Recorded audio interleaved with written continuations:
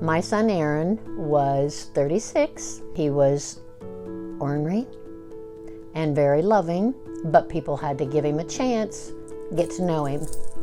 And he had the smile that would light up a room.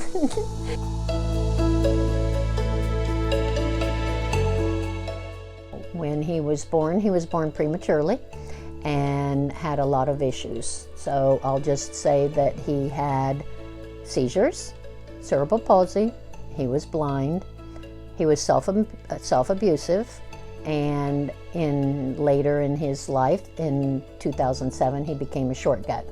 He had an intestinal blockage, and from then on was tube fed.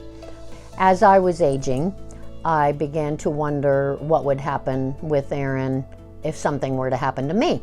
I started to look into this supported living, and I felt good about my decision, but I'm not going to say that it was easy. I wanted Aaron to have the freedom of, even though he couldn't take care of himself, somebody else had to do everything for him. I wanted him to feel independent. I wanted him to know that he could be on his own. And as one of the caregivers who happened to be his supervisor there used to say, we all know who's boss, and that was Aaron. After I made the decision to have him live in the supported living home, the relationship had always been good, but it blossomed and became even better. And he loved being in his own home. He felt independent. He grew to love his caregivers and loved the fact that he knew Mom was coming.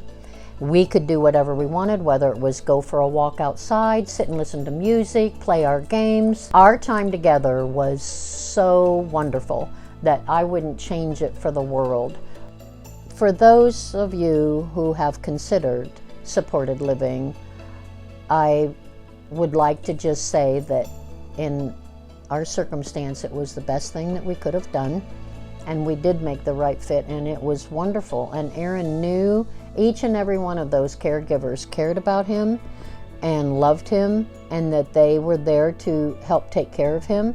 I don't want parents to think that, you do something like this and then you think that you don't, you're not going to spend time with them. No, because the time you spend with them, as I've already said, is even better. I think that you just have to give it a chance. Everyone has their own situation. It doesn't mean by placing them in a supported living that you're taking away from the love that you have for them. In the long run, because as I said, the time that you have with them is such quality time and not stressed or tired, you just can't imagine the feeling that it gives you. It's just a wonderful feeling.